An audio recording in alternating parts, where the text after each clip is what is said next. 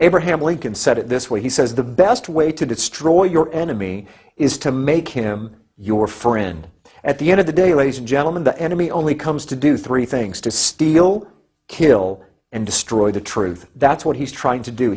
So now let's travel back in time 4,000 years and begin to discover where the history of some of these traditions came from.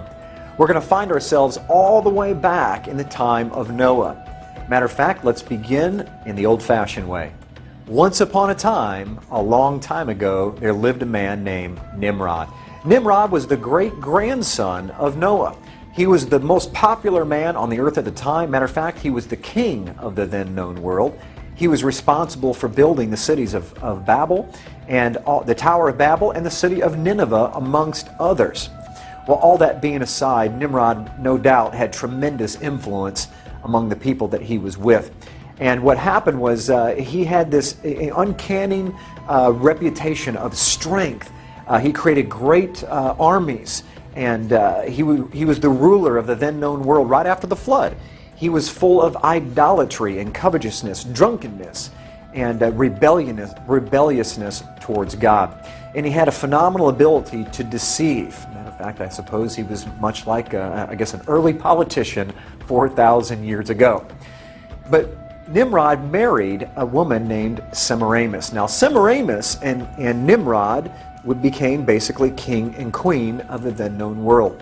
Well, at some point, Nimrod dies, and he became deified. He was the very first person that was ever deified on planet Earth, and they made him the sun god, which ended up being Baal. The word Baal in your scriptures can be traced back to Nimrod. So it's an interesting reality of history. When you see Baal and Ashtaroth, you're ended up coming all the way back to this story of Nimrod and Semiramis. And so Baal is now ruling the universe as the sun god, and somehow luck has it, through the Babylonian legend, that Semiramis gets pregnant by the rays of the sun of her deceased husband, Nimrod.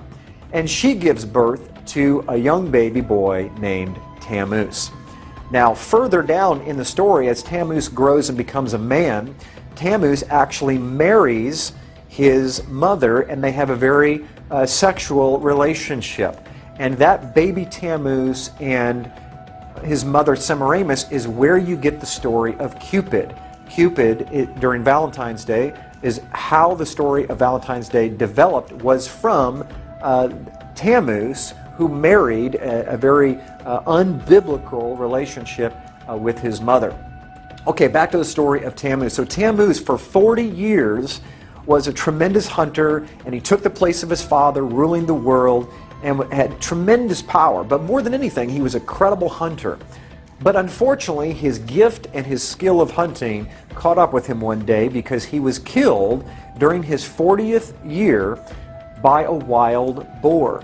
Every spring, the first Sunday after the vernal equinox, the spring equinox, they have what was called Ishtar's Sunday.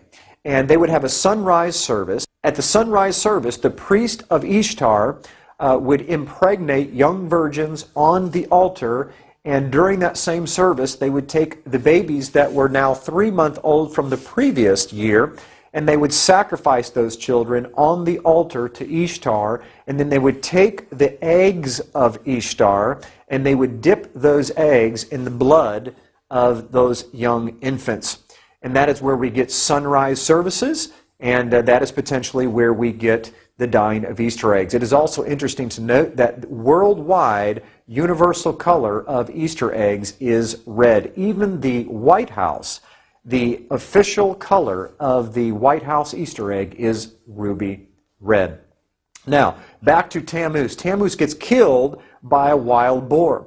So every year, in commemoration of celebrating the death and the deification of Tammuz, which became the son of God, the son of his father, they would set aside 40 days prior to Easter, and they would fast and they would pray, and they would have a giant feast on Easter Sunday where they would celebrate the death and the resurrection of Tammuz.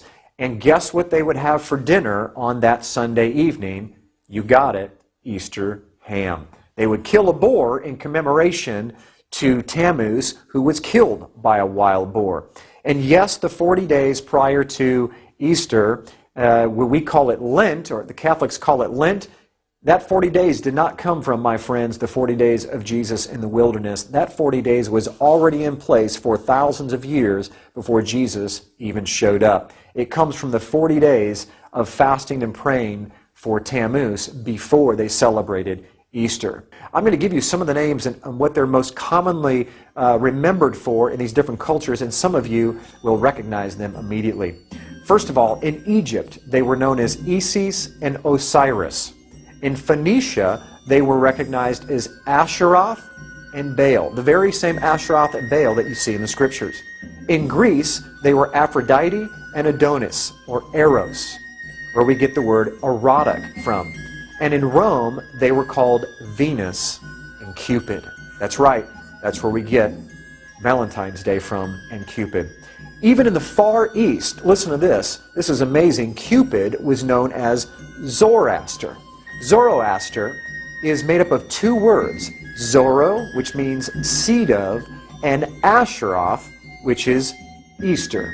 And so what Cupid actually means in the Far East is the seed of Easter, or the seed of his mother. God always tries to speak to the Israelites and warn them to stay away from Ashtaroth and Baal. Let's read the Scriptures. Judges chapter 2 verse 13 says this, "And they forsook Yahweh and served Baal and Ashtaroth." 1 Samuel chapter 7 verse 4 says, "Then the children of Israel did put away Baalim and Ashtaroth and served Yahweh only." And last but not least, in Romans chapter 11 verse 4 it says, "But what says the answer of God unto him? I have reserved to myself 7,000 men who have not bowed the knee to the image of Baal." Right about this time, you're probably having that thought that I warned you about hit your brain, saying, that's not what it means to me. I celebrate the birth of Jesus, and I put all the focus on Jesus, and I celebrate his resurrection, and I want to focus on him. Well, your heart may be to want to focus on him, and you absolutely may do that. But the truth of the matter is that it doesn't matter how much we focus, how sincere we are, and how pure our hearts are. It only matters that are we worshiping him the way that he asks us to worship him, and is anything that we're doing offending him. Well, later on in the program, we're going to go through the Scriptures and see if there are any Scriptures talking about Christmas and Easter and any particular instructions allowing us to worship him in whatever way that we want. But in the meantime, please keep an open mind as we move through the rest of this history and some of these symbols, which are very shocking, that you're going to find out how they moved through time and ended up in our Christian churches today. Tammuz and his mother, Semiramis.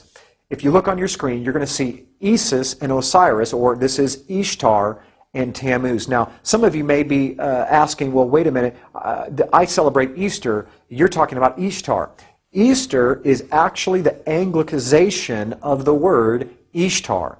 In other words, if you say Ishtar in English, it's pronounced Easter. That's how the etymology of that word evolved over time. What I want you to see is what's on her head is a crescent moon, and in the center of that crescent moon is the actual sun itself. And so the symbol of power of Isis, or Ishtar, was the crescent moon holding the sun itself, her deceased husband, Baal, the sun god. And you can see the baby there that is nursing from her breast.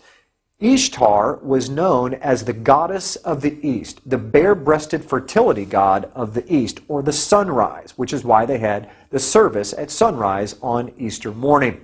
Here on your screen, you see a pagan carving of the solar deity Baal Hadad depicted as a disc in a crescent. Okay, you can see the half-moon disc there in the center of your screen with the sun that is cradled inside of it. And that is the sun god, as well as the crescent moon that surrounds it. Now, as you see that the main symbol for the sun god was the crescent moon with the sun on the top of it, or centered and cradled inside that crescent moon, we now move to something that's a bit controversial but very true historically, is the Catholic Eucharist is actually the sun that is inside of that crescent moon.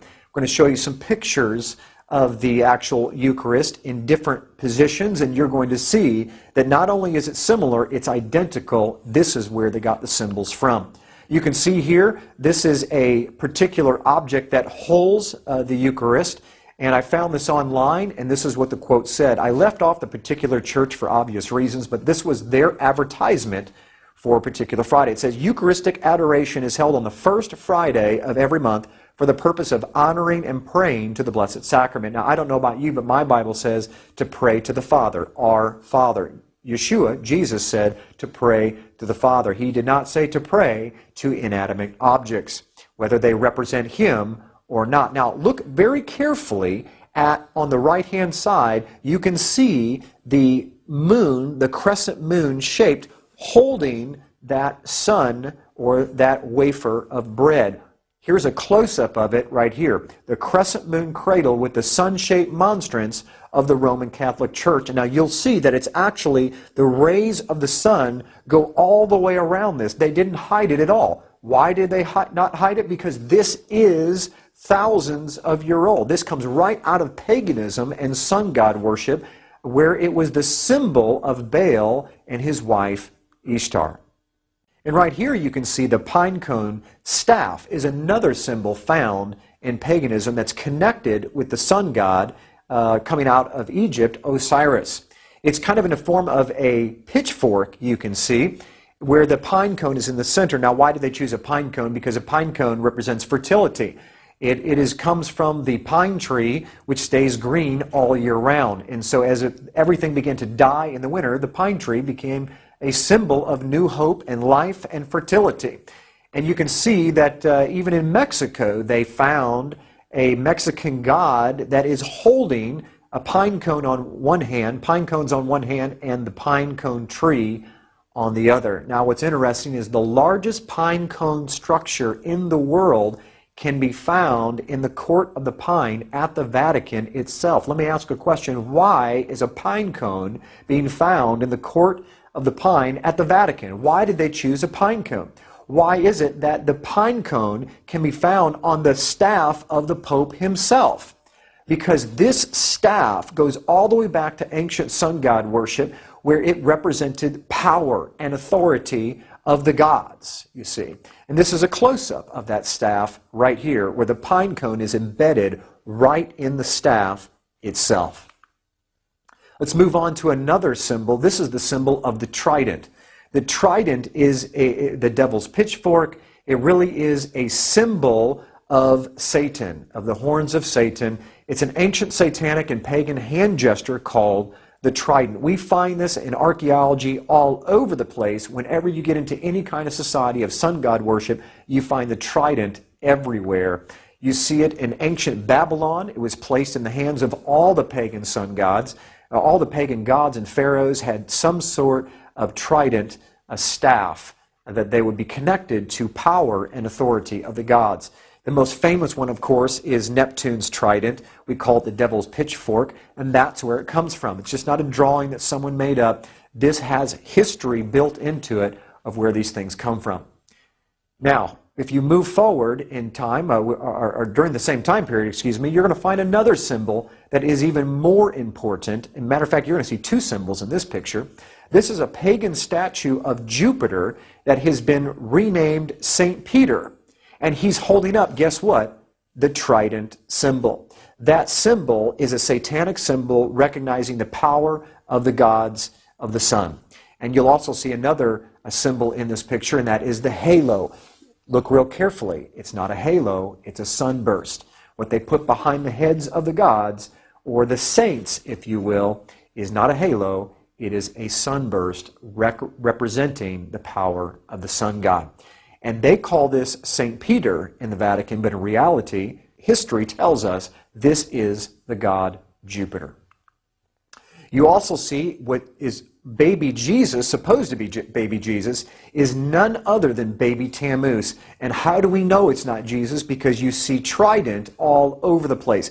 you see the trident symbol in the hand of the infant Jesus, along with the tridents coming out of the statue's head. You'll see 3 tridents, 2 coming off the sides of the head and 1 coming off the top of the head. This is not baby Jesus, ladies and gentlemen. This is a pagan sun god, Tammuz, from the story of Baal, Nimrod, and Semiramis, ended up being Cupid in today's Valentine's Day.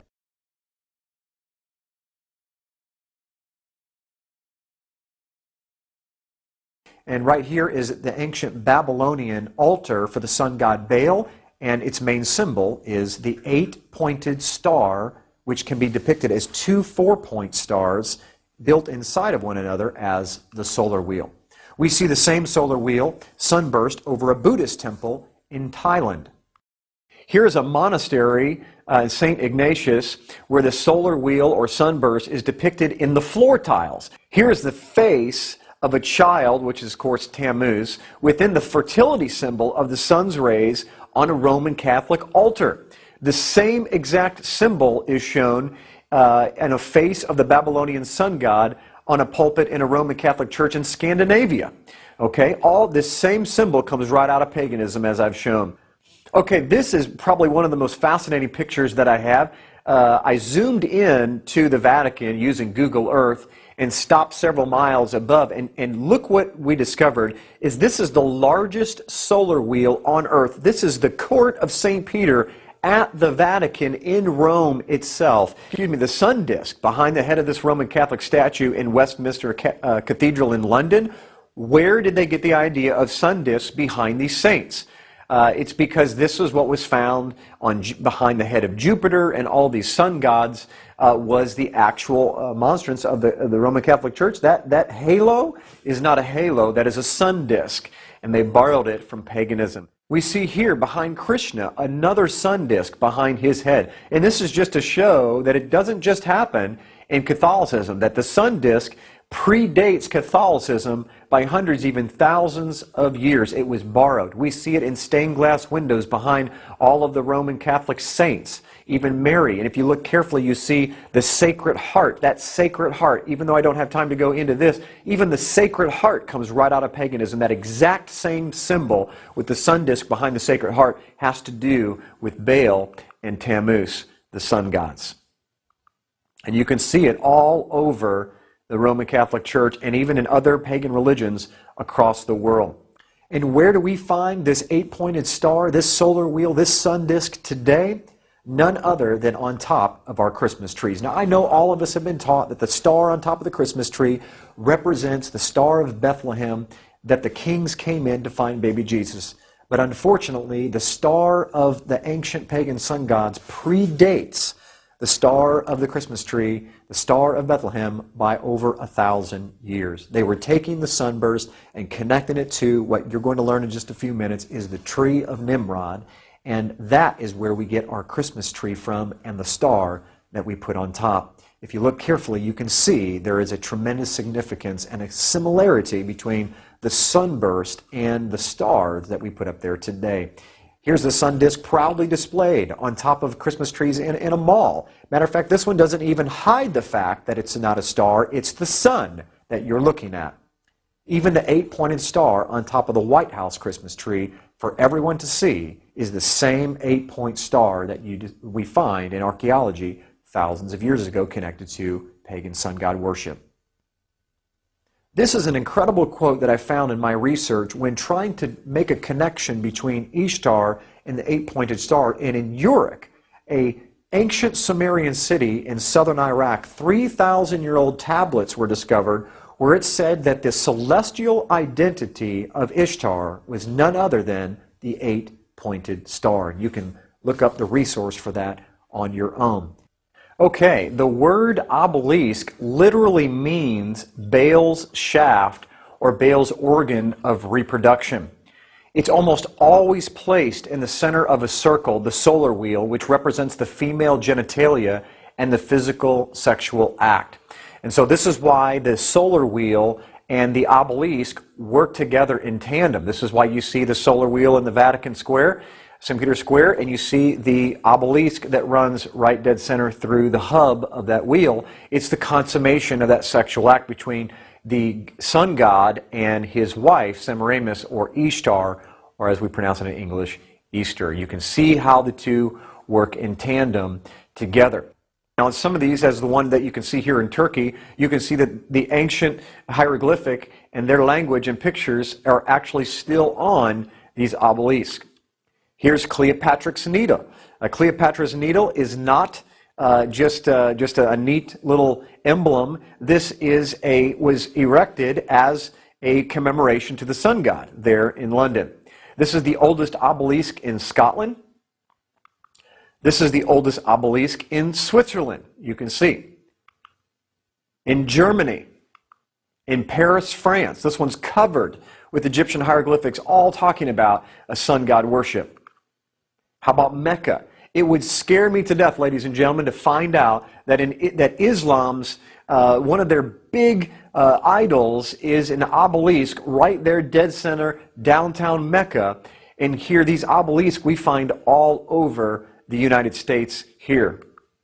How about in Luxor, Egypt, near the Nile River, there is an Egyptian obelisk. This is one of the most famous obelisks in the entire world. It's in Buenos Aires, Argentina. It's dedicated to the sun god Ra, who is said to live inside of it. Everyone in that town, in that city, it's been there and knows the history behind that obelisk, knows that and understands that. Here's one in Amsterdam. Here's one in Ethiopia. Mongolia. That is not a place for an Egyptian obelisk, which represents the male organ of the sun god coming through the genitalia of the solar wheel. Should not be in anything that is connected to Jesus, our Lord, whatsoever. But unfortunately it is in this modern day. The mixture of paganism and Christianity has crept into such a degree that we don't even recognize it because we don't know our history. We don't read the front of the book. Okay, now this is an interesting slide because this particular picture is of an obelisk that's in the court of St. John's Church over there in Rome. And it's actually the Pope's church. It's actually the cathedral of the Pope. Here's this obelisk where it came from. The Egyptian obelisk that stands in the square of St. John Lateran is the largest in existence. Originally carved during the reign of Pharaoh Thutmose III, it stood in the temple of Ammon in Thebes, sun god, but was removed to Rome by Emperor Constantius, AD 317 to 361, and placed in the Circus Maximus. In 1587, Pope Sixtus V unearthed the fallen, broken, and long-forgotten obelisk and had it repaired and placed in the Piazza S. Giovanni in Laterano. How about the Washington Monument? Is it a monument? It certainly is a monument, but it's not a monument to our God. It's a monument to the sun god. Where do we find this main symbol of the obelisk? Would it shock you to discover that we find it in our churches? That's right. That's where the sun god obelisk ended up. It ends up in our churches all around the world. We call them steeples. They're called obelisk in ancient Egypt. If Pharaoh or an ancient Egyptian was alive today, they would walk down the street and they would feel comfortable coming to most of the churches that we have today because they would say, wow, that is my religion. That's something that I can connect to. That is sun god worship.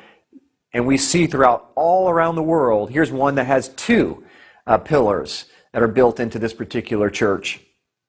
Ladies and gentlemen, the obelisk, the sun god worship, there shouldn't be one single symbol anywhere of ancient paganism or Egyptian sun god worship that is found inside of our religious societies today in Christianity. We see it. It doesn't matter what denomination, whether it's Lutheran, whether it's Baptist, whether it's non-denominational. It doesn't matter where you find it.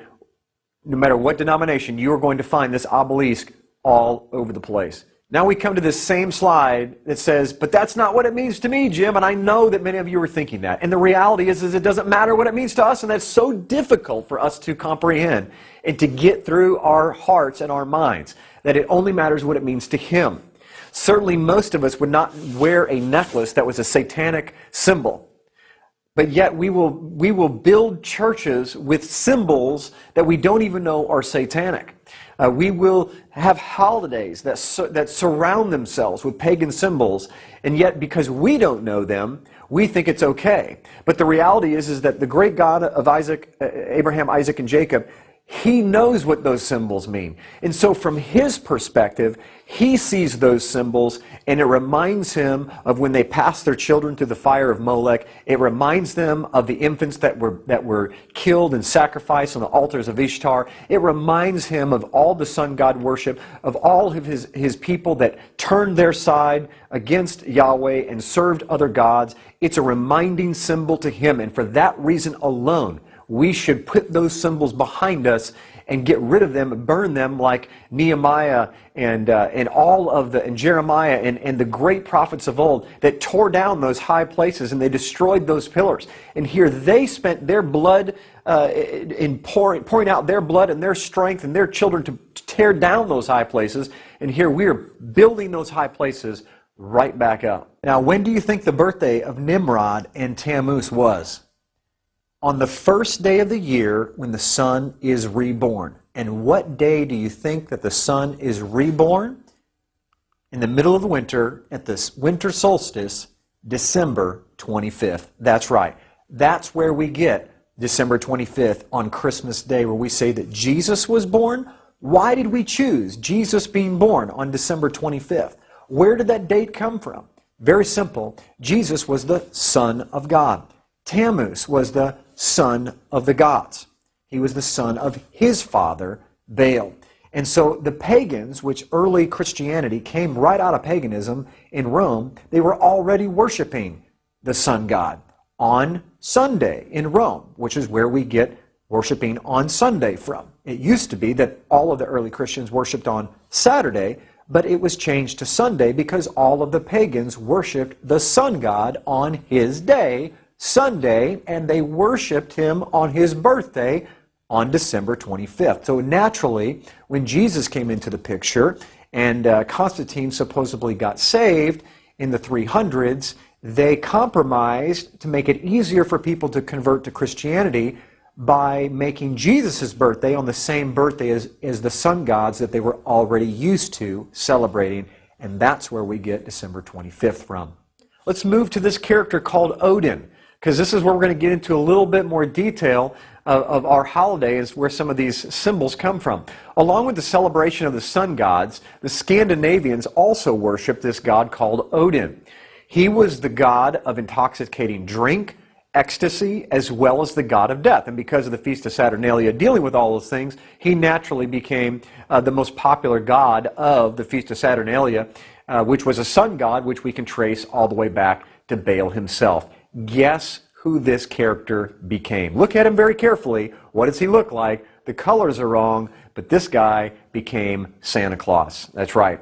Odin, or Woden, was the god of wisdom, magic, and occult knowledge, runes, poetry, and war.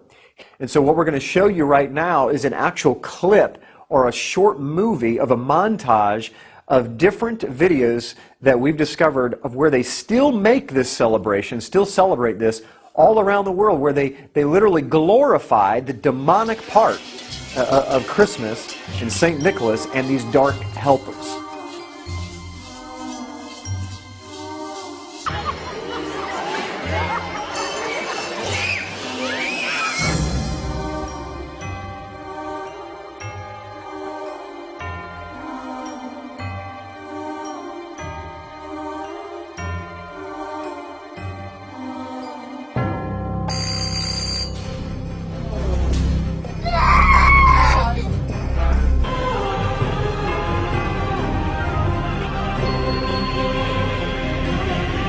There are some scholars that believe that the actual song Jingle Bells came from the Krampus bells that were in existence for a long time before that song was ever written, that every time you saw St. Nicholas, he was accompanied by the bells of Christmas, if you will, from his elves. They used to have bells that would hang from their necks, and as you heard in the video, they would you would hear the bells as they announced themselves into the next town that they were going into. Look here, the World Book Encyclopedia says this: the belief that Santa enters the house through the chimney developed from an old Norse legend.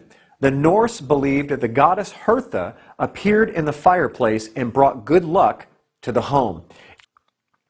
Let's move into Deuteronomy chapter 12. This is really the king of scriptures, if you will, that give us a good, clear indication of whether or not we can do things just because we are sincere about it. Deuteronomy chapter 12 says this: and you shall destroy their altars, break their sacred pillars, their obelisk, burn their wooden images with fire. You shall cut down the carved images of their gods and destroy their names from that place.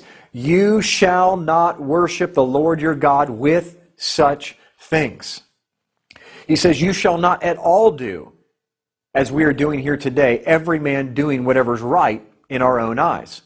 When the Lord your God cuts off from before you the nations which you go to dispossess, still in chapter 12 of Deuteronomy here, and you displace them and dwell in their land, listen carefully, in verse 30 it says, take heed to yourself that you are not ensnared to follow them after they are destroyed from before you, and that you do not inquire after their gods, saying, how did these nations serve their gods? I will also do likewise. So what was happening was they were coming into these communities, and they were creative Israelites. They wanted to take some of the creative things that the pagans used to serve their gods and borrow those ideas to serve the great God Yahweh.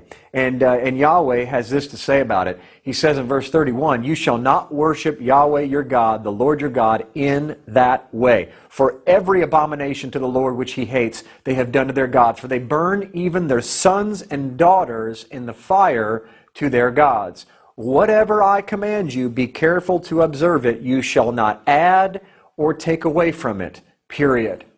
Verse 32 of Deuteronomy chapter 12. And some of the most influential Christian leaders in American history were looking for alternatives and refused to celebrate Christmas and Easter because of their pagan backgrounds. Charles Spurgeon said this: on December 24th, Christmas Eve, 1871, look at this quote, we have no superstitious regard for times and seasons. Certainly we do not believe in the present ecclesiastical arrangement called Christmas. First, because we do not believe in the Mass at all, but abhor it, whether it be said or sung in Latin or English. He went on to say, and secondly, because we find no scriptural warrant whatsoever for observing any day as the birthday of our Savior. And consequently, its observance is a superstition because it's not of divine authority. Ladies and gentlemen, this is one of the most spiritually held up pastors of all time, is Charles Spurgeon. And he himself says Christmas is of no divine origin, it's of no divine authority, and we absolutely should not celebrate it. Why? Because he knew that its origins were in paganism and cultic philosophy. I want to share with you some alternatives, biblical alternatives, something that's straight from God himself, things that he tells us to celebrate, curriculums designed for our children. Look at some of these holidays. First of all, we have what did all of the disciples do in the spring that just so happens to be the time of Easter? Absolutely. It's called Passover. Luke 22:19 says this, and he took bread, gave thanks, and broke it, and gave it to them, saying, this is my body, which is given for you. Do this in remembrance of me. Do Passover. Obviously, Easter was nowhere in the minds of our Lord Jesus Christ, Yeshua the Messiah, or his disciples, or anybody for hundreds of years. They celebrated what's in Hebrew called Pesach, Passover, every single year, remembering the death, burial, and resurrection of their Lord through that incredible holiday where they used to sacrifice a Passover lamb for the remembrance of the death of the firstborn and the freedom from Egypt. But now today they're remembering the freedom from sin, freedom from Egypt, being metaphorical, by the death of Jesus himself. So they would never have connected Easter with Passover. It didn't exist. 1 Corinthians chapter 5, Paul even instructs us in verse 8, therefore let us keep the festival, talking about Passover, not with the old yeast, the yeast of malice and wickedness, but with the bread without yeast, the bread of sincerity